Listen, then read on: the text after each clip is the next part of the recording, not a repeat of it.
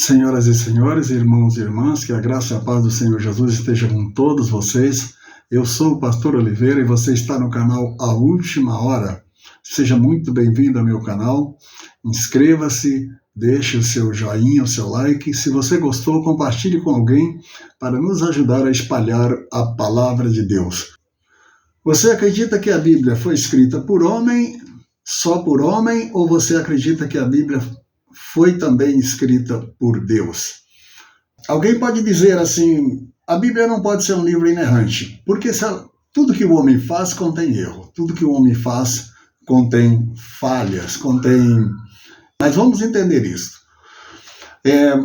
Algumas aparentes contradições das Escrituras Sagradas que só dependem de um exame profundo, contextualizado nas Escrituras, para chegarmos à conclusão de que ela não foi lida corretamente.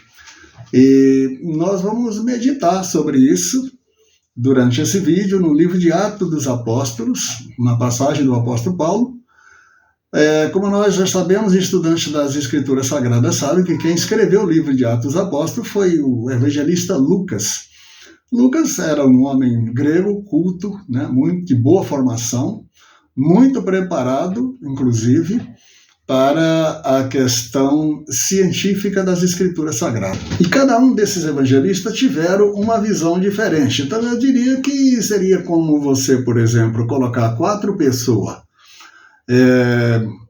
uma em cada canto de uma mesa, assentado, ou de longe, de uma certa distância,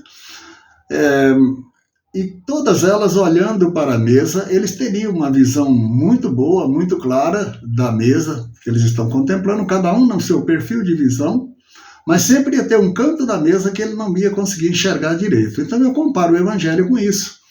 Eu acho que a leitura da Bíblia é mais ou menos isso. E quando você olha para os evangelhos, você vê o evangelho sinótico, nós temos 3 evangelhos que trazem um ensinamento bem próximo um do outro, muito parecido um do outro.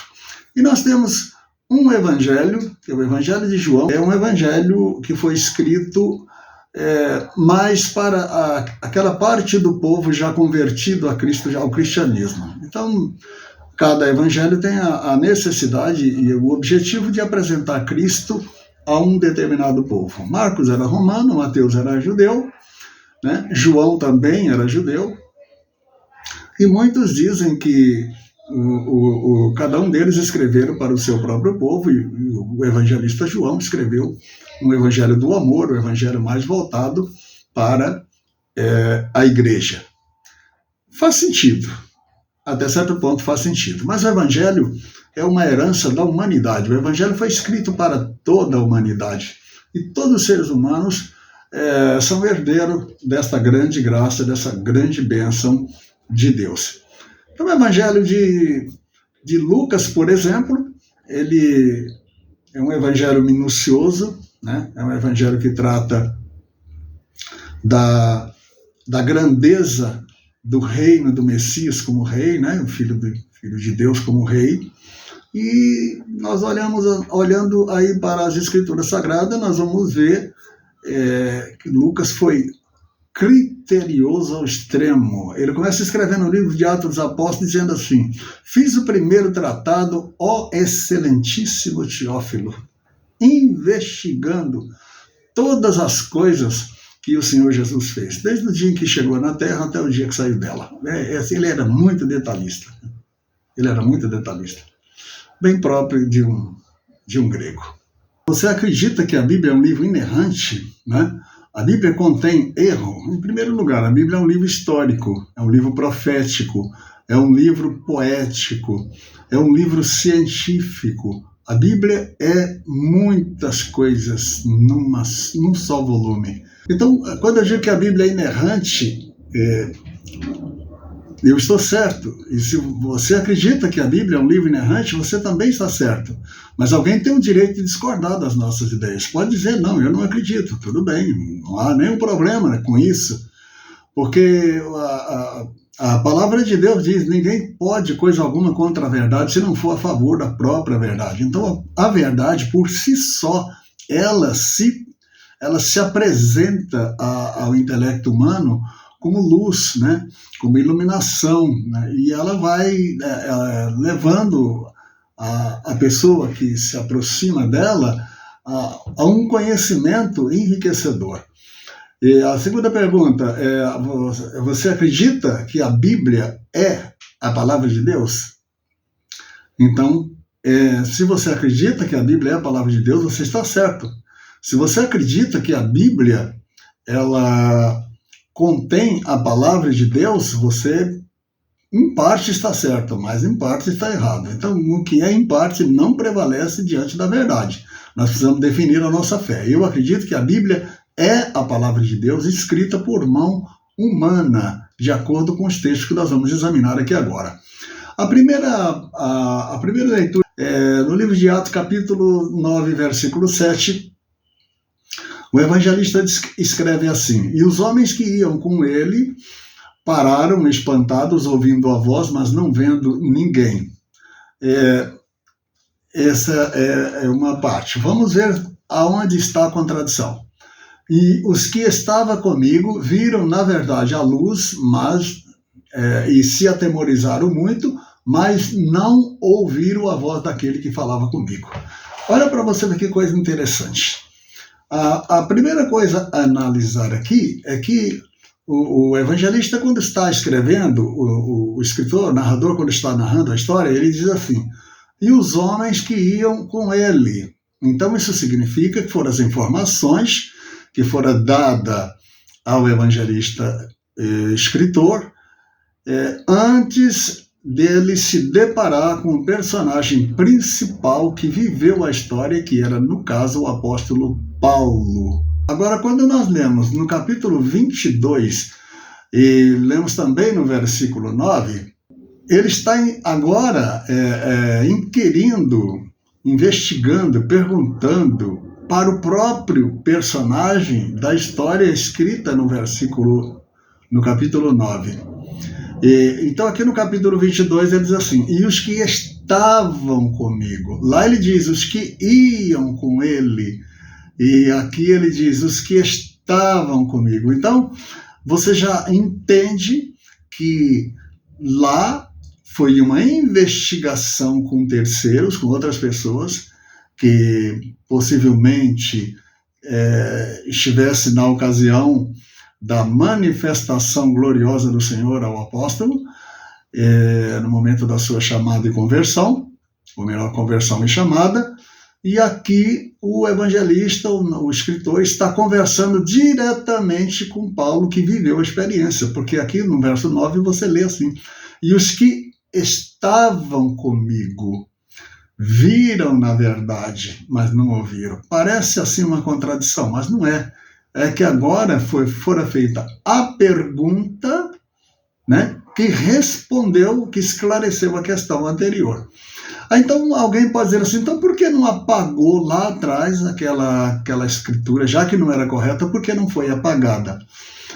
Porque o livro de Atos dos Apóstolos é um livro histórico, é o único livro da Bíblia que ainda não terminou de ser escrito. Enquanto a igreja estiver na Terra, esse livro do Atos dos Apóstolos está sendo escrito, como no dia de hoje ainda a igreja está fazendo história no mundo, através da pregação do Evangelho. Então, por que não apagou-se aquela parte lá atrás? Exatamente por quê?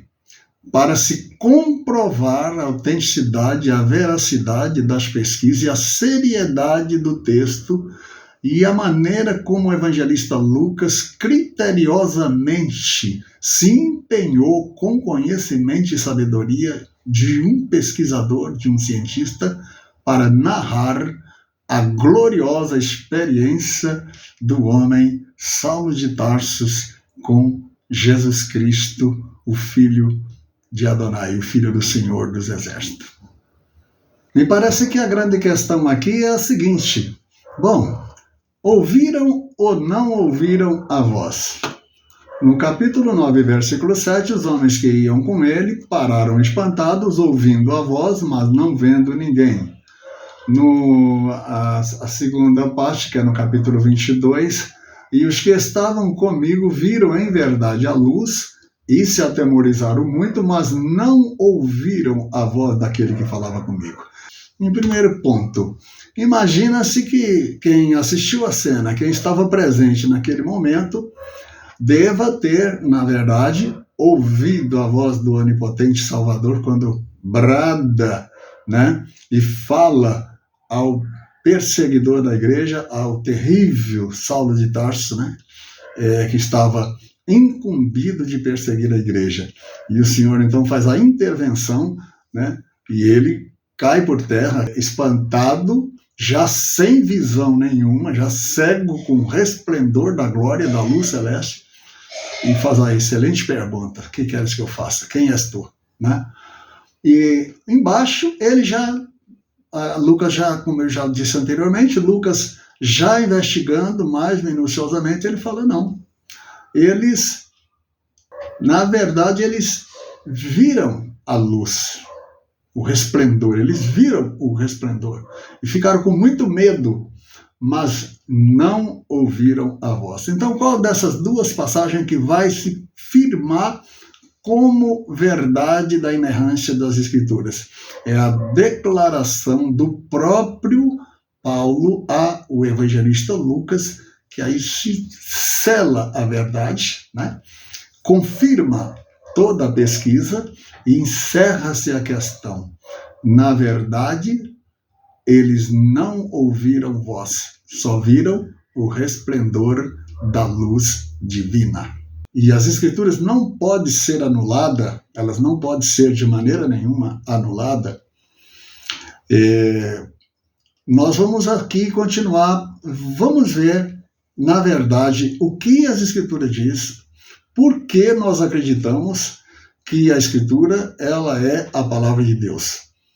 Olha o que diz aqui, Êxodo capítulo 24, versículo 12. Então disse o Senhor a Moisés: sobe a mim ao monte e fica lá, e dar-te-ei as tábuas de pedra e a lei, os mandamentos que tenho escrito para os ensinar. Êxodo 24, versículo 2. Bom, esta passagem aqui. E dar-te-ei as tábuas de pedra e a lei e os mandamentos que tenho escrito. Deus está falando para Moisés que ele escreveu em tábua de pedra a lei e os mandamentos. Mas é só essa passagem que Deus diz que escreveu as Escrituras?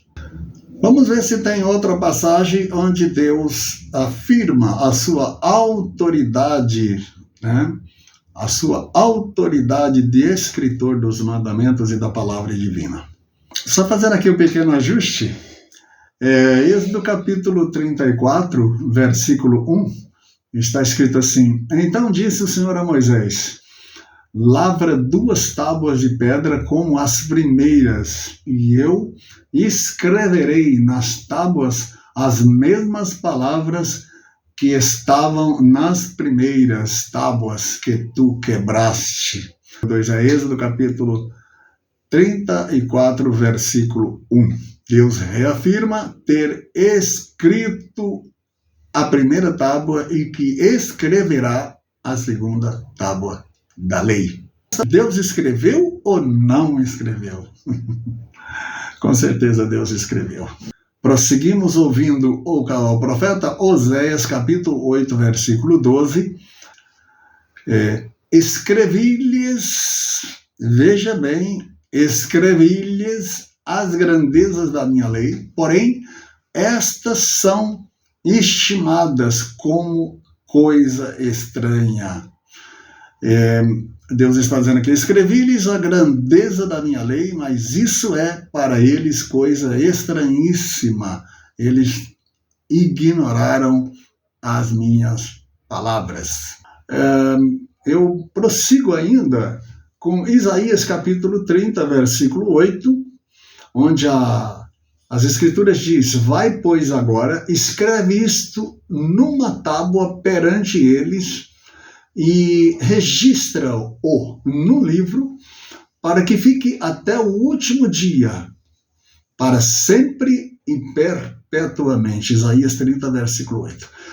Lá no começo, Deus escreveu, ele diz, eu escrevi, agora ele ordena a Isaías que escreva. Deus ordena ao homem que escreva a sua palavra. É fantástico pensar e meditar nisso, né? Como as escrituras são perfeitas, são completas, são harmoniosas.